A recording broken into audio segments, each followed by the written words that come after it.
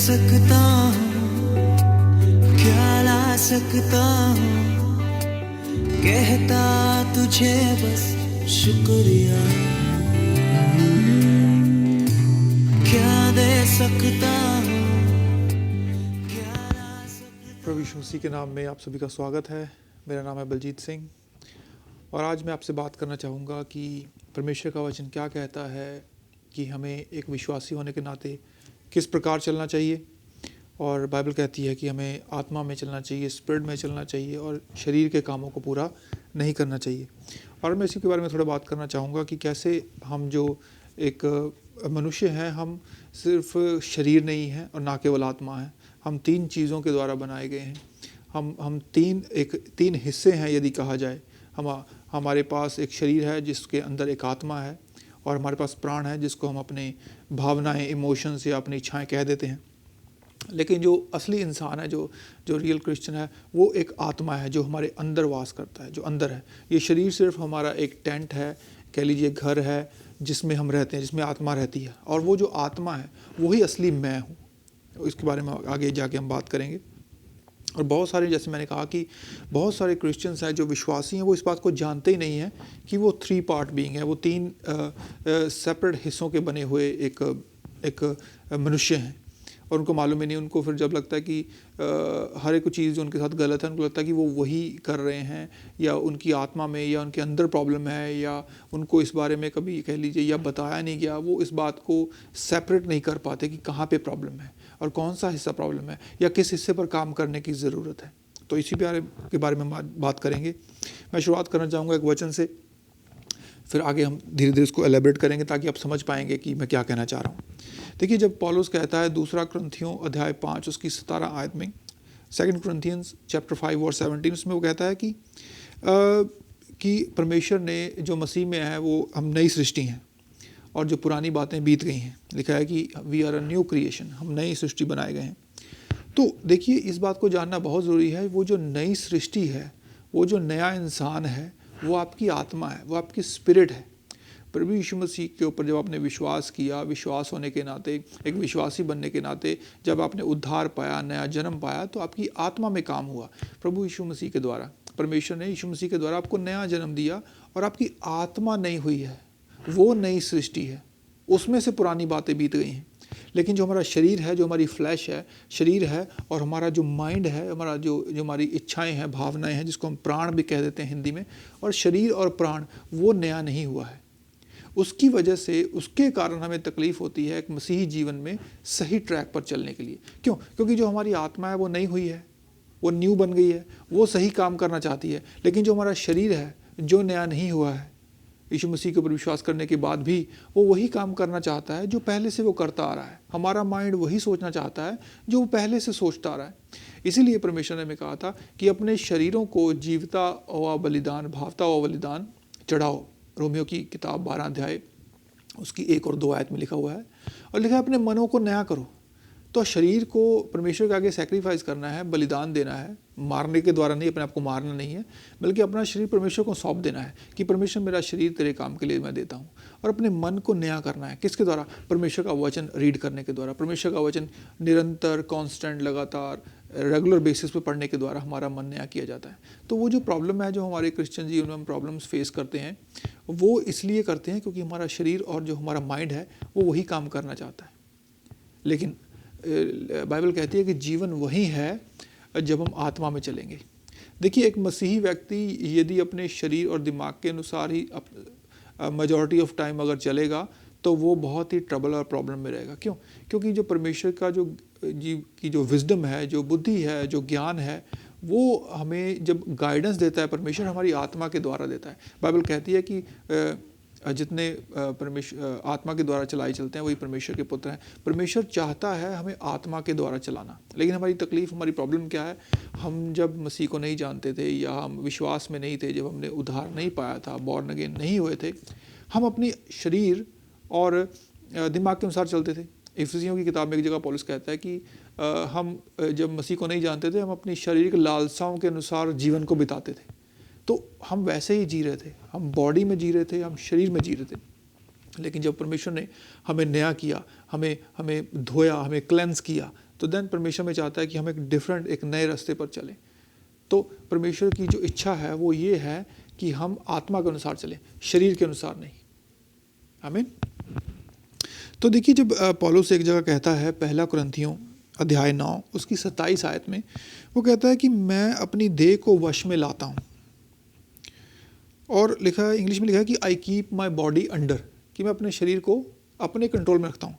देखिए, पौलुस ने ये नहीं कहा कि मैं अपने आप को वश में लाता हूँ। देखिए, यदि असली पौलुस उसका शरीर होता तो ये कहता कि मैं अपने आप को वश में लाता हूँ। नहीं, पौलुस जानता था कि असली व्यक्ति उसका शरीर नहीं है, असली व्यक्ति उसके अंदर है, जो उसकी आत्मा है। इसलिए वो अपनी आत्मा के द्वारा कहता है कि मैं अपने शरीर को अपने काबू में लाता हूँ। तो ये ज़रूरी है, इस पॉइंट को मिस मत कीजिएगा।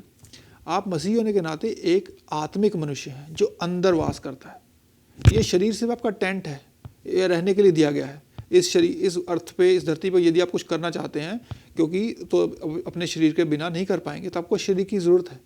लेकिन जो असली व्यक्ति है, जो असली बलजीत है, वो इस शरीर के अंदर है, वो एक आत्मिक मनुष्य है। तो कह लीजिए, अगर यदि मैं कहना चाहूँ कि बलजीत, मैं कहता हूँ कि मैं जो असली बलजीत जो अंदर रहता हूँ, आत्मिक मनुष्य, मैं अपने शरीर को काबू में लाता हूँ ताकि मैं पाप में ना गिरूँ। तो पौलुस कहता है कि मैं अपनी देह को वश में लाता हूँ। पौलुस जानता था इस बात को पूरी साफ रीति से, उसको परमेश्वर की प्रकाशन मिला था इस चीज़ का। वो जानता था कि जो असली पौल है वो आत्मिक मनुष्य है। जब उसका शरीर का डेरा या शरीर मर जाएगा या उसकी मृत्यु हो जाएगी शरीर की, तो वो जो असली पौल है, जो आत्मा है, वो परमेश्वर के पास चली जाएगी और शरीर वहीं पर रह जाएगा। क्योंकि शरीर वो सिर्फ उसको पहनने के लिए दिया गया है। आप हम सब शरीर पहनते हैं क्योंकि असली जो मनुष्य है, उसके असली आत्मिक मनुष्य उसके अंदर है। यदि आपने यीशु मसीह को ग्रहण किया तो वो जो आत्मा जिसने नया जन्म पाया वो शरीर के अंदर है। यदि कोई व्यक्ति परमेश्वर को नहीं जानता, उसके अंदर भी आत्मा है, लेकिन वो नई नहीं हुई है। वो इस संसार की कह लो कि करप्शन के अंदर है, उसके दबाव में है, शैतान के अधीन है। लेकिन जैसे एक व्यक्ति यीशु मसीह के ऊपर विश्वास करता है, वो व्यक्ति, उसकी आत्मा नई हो जाती है, लेकिन उसका शरीर और माइंड, उसको नया करने की ज़रूरत पड़ती है। तो पौलुस कहता है कि मैं अपनी देह को वश में लाता हूँ। पौलुस इस बात को जानता था कि वो एक आत्मिक मनुष्य है। वो इस बात को जानता था कि उसके अंदरूनी मनुष्य को, उसके बाहरी मनुष्य को, ये जो शरीर है, इसके ऊपर कंट्रोल करना पड़ेगा, नहीं तो वो कहीं भी मसीही जीवन में सही चाल, आत्मा के द्वारा चाल नहीं चल पाएगा। वो इस बात को जानता था। तो वही हमें कहता है, वो सारे विश्वासियों को यही कहता है कि अपने शरीर के साथ कुछ करो। अभी क्या करना है? जैसे मैंने पहले कहा, रोमियो की किताब 12 अध्याय उसकी पहली आयत, वो कहता है give your bodies to God, अपने शरीरों को परमेश्वर को दे दो। Let them be a living and holy sacrifice, अपने शरीर को एक जीवता हुआ और पवित्र बलिदान करके परमेश्वर के आगे चढ़ा दो। इससे क्या होगा? जब आप अपने शरीर को परमेश्वर को दे देंगे तो फिर आप शरीर की इच्छाओं को पूरा नहीं कर पाएंगे। देखिए, जैसे जब हम एक कार चलाते हैं, कार चलाने वाले, ड्राइविंग करने वाले या स्कूटर भी चलाने वाले जानते होंगे कि जब तक आप स्टीयरिंग को या हैंडल को पकड़ेंगे नहीं, उसको छोड़ देंगे, तो आपका जो व्हीकल, आपकी जो गाड़ी है, वो किसी भी डायरेक्शन में चली जाएगी। इसी प्रकार एक व्यक्ति, एक विश्वासी यदि अपने शरीर को कंट्रोल करना नहीं सीखेगा तो उसका शरीर उसको ऐसी जगहों पर ले जाएगा जहाँ उसको नहीं जाना चाहिए। उसका मुंह ऐसी बातें बोलेगा जो उसको नहीं बोलनी चाहिए। उसकी आंखें ऐसी चीज़ें देखनी शुरू करेंगी जिसको नहीं देखनी चाहिए। तो इसीलिए पौलुस इस बात को जानता था और हमें भी वो कहता है कि अपने शरीरों के साथ कुछ करो। क्या करो? उसको परमेश्वर को जीवता हुआ और पवित्र बलिदान करके चढ़ा दो और अपने मन को नया करो। बाइबल कहती है कि संसार के सदृश्य मत बनो, बल्कि अपने मन के नए हो जाने के कारण परमेश्वर की सेवा करो। यही तुम्हारी आत्मिक सेवा है, लिखा हुआ है, रीजनेबल सर्विस इंग्लिश में लिखा हुआ है कि वो तो कम एटलीस्ट है जो आपको परमेश्वर के लिए करना है। अपने मन को नया करो। अब आप बोलेंगे अच्छा सिंपल, इसको और सिंपल कर देता हूँ, मन को नया करना क्या है? संसार के जैसा मत सोचिए, संसार जैसे काम मत करिए, संसार जिस राह पर चलता है। हम इस संसार में रहते ज़रूर हैं, पर हमें कोशिश करनी है जब तक हम इस धरती पर हैं कि संसार को अपने जीवन में नहीं आने देना है। संसार तो हर उस बात को सही कहता है जिसको परमेश्वर गलत कहता है। ये मुझे आपको बताने की ज़रूरत नहीं है, आपने देखा ही होगा क्या चल रहा है हमारे आसपास। तो आपको ध्यान रखना है कि आप अपने मन को करप्ट ना होने दें। आमीन। और एक मसीही, जैसे मैंने कहा कि यदि अपनी फिजिकल सेंस से शरीर के अनुसार चलेगा तो हमेशा ट्रबल में रहेगा। और पौलुस यहाँ पर अविश्वासियों की बात नहीं कर रहा है, वो यहाँ पे पापियों की बात नहीं कर रहा है, वो यहाँ पे क्रिश्चियंस मसीहों के साथ बातें कर रहा है। तो वो कहता है कि क्या होगा यदि आप शरीर के अनुसार चलते रहेंगे और आत्मा के अनुसार नहीं चलेंगे। तो गलातियों की किताब अध्याय 6 उसकी 8 आयत में लिखा है कि आपकी जो देह है वो विनाश की ओर चली जाएगी। आप अपनी देह का नुकसान करेंगे, आप अपने शरीर के ऊपर कुछ ना कुछ ले आएंगे, रास्ता खोल देंगे पाप के लिए, आपका शरीर में प्रॉब्लम आएगी, या हो सकता है बीमारी। मैं ये नहीं कह रहा हूँ कि हर बीमारी इसी की वजह से आती है कि उस व्यक्ति ने पाप किया हो। कई बार इसलिए भी आती है हम परमेश्वर के साथ चलने की कोशिश कर रहे हैं और शैतान को ये बात पसंद नहीं आती, इसलिए भी आती है कई बार। लेकिन कई बार ये भी होता है कि हम शरीर के अनुसार इतना चलते हैं कि शैतान के लिए अपने जीवनों में रास्ते खोल देते हैं और उसको एक्सेस दे देते हैं और वो आके हमारे शरीर के ऊपर अटैक करता है। तो उसको शैतान के लिए दरवाज़ा बंद रखने का सबसे बेस्ट तरीका ये है कि सही काम कीजिए और सही जीवन जिए। तो परमेश्वर की जो प्रोटेक्शन है आपके ऊपर बनी रहती है। परमेश्वर के वायदे बाइबल में भरे पड़े हैं, जहाँ पे परमेश्वर ने IF इंग्लिश में लिखा हुआ है, इफ़ शब्द का इस्तेमाल किया, जिसको हम हिंदी में कहते हैं यदि। तो बाइबल में बार बार परमेश्वर ने कहा कि यदि तुम ऐसा करोगे तो मैं ऐसा करूँगा, ये तुम ऐसा करोगे ऐसा करूँगा, ये तुम ये नहीं करोगे तो तुम्हारे ऊपर ये आ जाएगा। तो परमेश्वर ने हमें वार्निंग दी है। हम एक स्वाभाविक माँ बाप होने के नाते, मेरी 2 साल की बच्ची है, यदि मैं उसको नहीं कहूँगा कि तुम्हें उस गैस के पास नहीं जाना है, वो गर्म है, यदि तुम उसके पास जाओगे तो तुम्हारा हाथ जल जाएगा या तुम्हें गर्म कुछ लग जाएगा, तो मैंने उनको वार्निंग दी है। मैं उससे प्यार करता हूँ इसलिए मैं उसको वार्निंग देता हूँ। तो परमेश्वर भी हमसे प्यार करता है इसलिए मैं वार्निंग देता है कि मेरे बेटे मेरी बेटी ये मत कर, अगर करेगी तो ऐसा हो जाएगा। तो उसके बाद अगर हम वैसा करें और हमारे साथ कुछ हो जाए तो उसमें बताइए परमेश्वर का कसूर है, परमेश्वर कसूरवार है? बिल्कुल नहीं। वो तो हमसे इतना प्यार करता था कि उसने हमें ऑलरेडी सब कुछ बताया, ये मत करो मेरे बेटे, ये मत कर, करेगा तो ये होगा। इसी को कहते हैं मन को नया करना, परमेश्वर के वचन को पढ़ना, उसको देखना और बोलना कि यही अच्छा परमेश्वर ने कहा ऐसा नहीं करना तो मैं नहीं करूँगा। आप परमेश्वर की सुरक्षा में रहेंगे, परम प्रधान के छाए हुए स्थान के नीचे बने रहेंगे। 91 साम्स में लिखा है, 91 भजन संहिता में लिखा है कि परम प्रधान के छाए हुए स्थान में बैठा रहता है वो निरंतर वहाँ पे ठिकाना पाएगा, प्रोटेक्शन पाएगा। तो वो ज़रूरी है परमेश्वर के साथ। वो अपने आप को, यदि आप अपने शरीर को खुला छोड़ देंगे तो उसमें से कुछ अच्छा नहीं निकलेगा, क्योंकि शरीर को डिसिप्लिन पसंद नहीं है।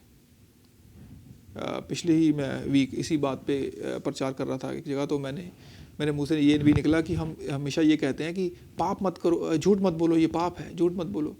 और देखिए बाइबल तो ये भी कहती है कि ज़्यादा खाना भी पाप है, उसके बारे में कोई नहीं बोलता, वो भी शरीर से जुड़ा हुआ है। शरीर चाहता है बस उसको देते जाओ, उसको स्वादिष्ट भोजन देते जाओ, रुको मत, खाते जाओ। और यदि आप कंट्रोल नहीं करेंगे तो मोटे हो जाएंगे या कुछ बीमारियां ले आएंगे या कुछ XYZ कुछ भी नहीं रहेंगे। तो उसमें भी हमें प्रैक्टिस करनी पड़ती है सेल्फ कंट्रोल की। तो शरीर को कंट्रोल, डिसिप्लिन पसंद नहीं है। और मैं आपको बता दूं, यदि आप कोशिश भी करेंगे, ऐसा करने की शुरू करेंगे, तो आपके शरीर को कुछ अच्छा नहीं लगेगा, खास वो उसको पसंद नहीं आएगा। लेकिन बाइबल कहती है कि जो शरीर में बोता है वो विनाश की कटनी काटता है। तो शरीर में चलने के द्वारा आपको कुछ मिलेगा नहीं। जीवन आत्मा में है। आत्मिक मनुष्य कैसे बना जा सकता है उसको फाइंड आउट करें, आत्मा के अनुसार चलें। बाइबल में ढूंढें, उन आयतों को अंडरलाइन करें जहाँ पे वो लिखती है कि आत्मा के अनुसार चलो। शरीर के अनुसार चलोगे तो ये होगा, शरीर के काम ये हैं। आत्मा के अनुसार चलोगे तो ये होगा, आत्मा के काम ये हैं। आपको उन चीज़ों को ढूंढना है। और आप ये कैसे कर सकते हैं? अपने हार्ट को सुने, अपने हृदय को, अपने, जब मैं हृदय की बात कर रहा हूँ तो मैं अपने वो शरीर में जो हमारे दिल, जो मांस का दिल धड़क रहा है उसकी बात नहीं कर रहा हूँ। मैं हृदय बात कर रहा हूँ, अपनी आत्मा की आवाज़, आपके अंदर जो परमेश्वर ने आपकी जिस आत्मा को नया किया है, क्योंकि परमेश्वर आपको आपकी आत्मा के द्वारा गाइड करता है। परमेश्वर का पवित्र आत्मा परमेश्वर की बुद्धि को लेके हमारी आत्मा में हमें बताता है, और हमारी आत्मा हमारे मन के द्वारा फिर हमें गाइड करती है, हमें विजडम देती है और हमें बुद्धि देती है ताकि हम सही चल सकें। तो अपने आत्मा की आवाज़ को सुनना सीखें, उसके अनुसार चलें। यदि आप एक नया जन्म पाए हुए विश्वासी हैं, परमेश्वर ने आपके अंदर एक पवित्र आत्मा को, आपकी आत्मा को नया किया है और परमेश्वर आपको रास्ता दिखाना चाहता है, आपको गाइड करना चाहता है। क्योंकि देखिए हमारी बॉडी, जैसे मैंने पहले कहा, कि वो सिर्फ और सिर्फ अपने शरीर की इच्छा को पूरा करना चाहती है। तो यदि आप उसकी इच्छाएं को पूरी करने की कोशिश में लगे रहेंगे तो आप आत्मा के अनुसार चल नहीं पाएंगे, और ये बहुत ज़रूरी है। और यदि आपको एक विजयी जीवन, एक विक्टोरियस लाइफ जीनी है, एक जीता हुआ जीवन जीना है, तो आपको बहुत ही ज़रूरी है कि आपका जो अंदरूनी मनुष्य है वो आपके बाहरी मनुष्य को कंट्रोल में करे। अब इसके बारे में आप गलातियों की किताब अध्याय 5 उसकी 16 से 18 आयत में पढ़ सकते हैं। और ये करना कैसे है। अभी मैंने आपको बताया कि प्रॉब्लम क्या है, शरीर के अनुसार चलेंगे तो क्या प्रॉब्लम है और आत्मा के अनुसार आपको चलना चाहिए, तो करना कैसे। देखिए पहले तो आपको एक डिसीज़न लेना है। देखिए यीशु मसीह के पीछे चलना भी एक डिसीजन है हमारा कि मैं आज से दुनिया के तरीके के अनुसार नहीं चलूँगा, मैं परमेश्वर के पीछे चलूँगा। इसी प्रकार शरीर को भी ना करना एक डिसीजन है। एक डिसीजन लीजिए कि मैं अपने शरीर के अनुसार नहीं चलूँगा, मैं अपनी इच्छाओं के अनुसार नहीं चलूँगा, तो मैं आत्मा के अनुसार चलूँगा। एक इसका डिसीजन लीजिए और परमेश्वर के आगे डिक्लेयर कीजिए कि परमेश्वर मैं आत्मा के अनुसार चलना चाहता हूँ, आत्मा में ही चलना चाहता हूँ। और मैं आपको बता दूं, अपने आप में, सिर्फ अपने शरीर में अपनी विल पावर से कोशिश मत कीजिए, आप फेल हो जाएंगे।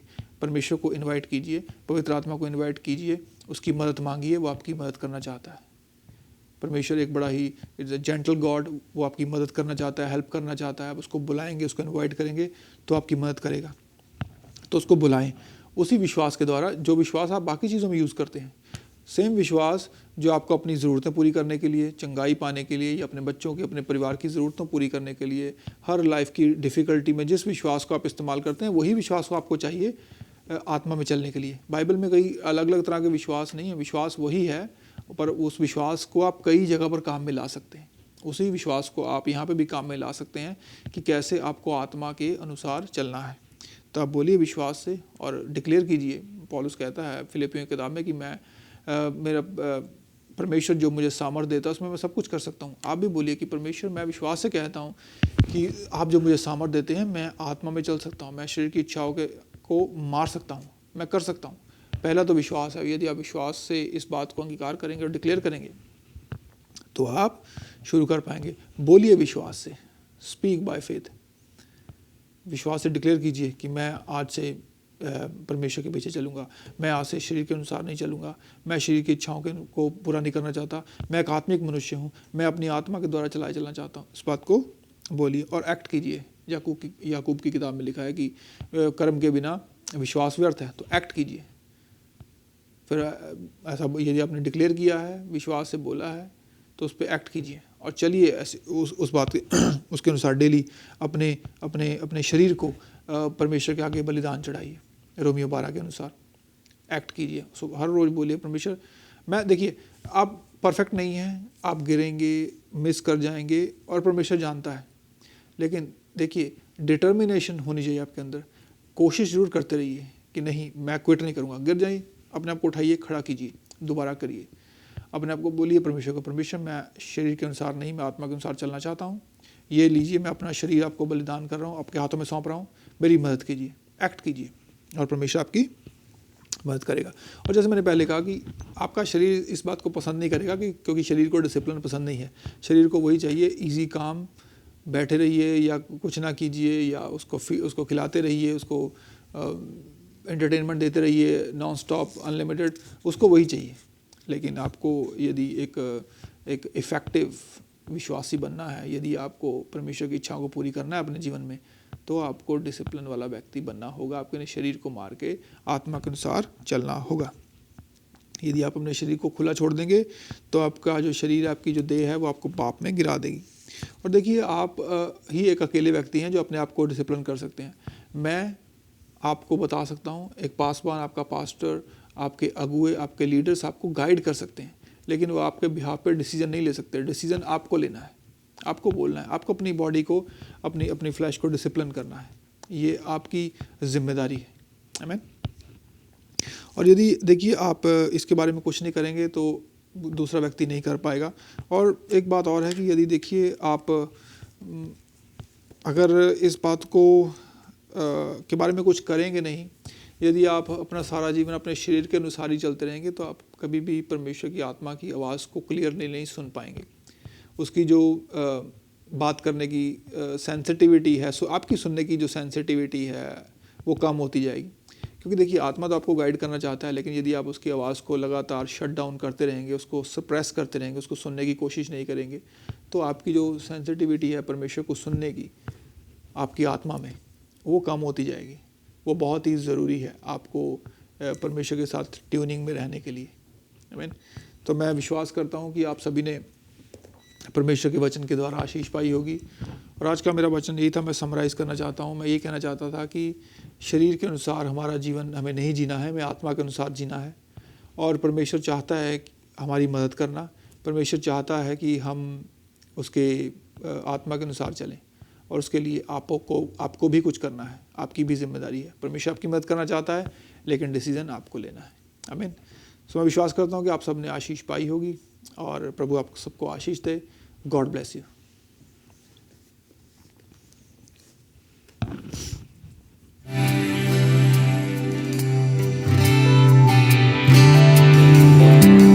तुझ में ही मेरी सुबह, तुझ में ही हर शाम, तुझसे ही करता शुरू हर कोई काम।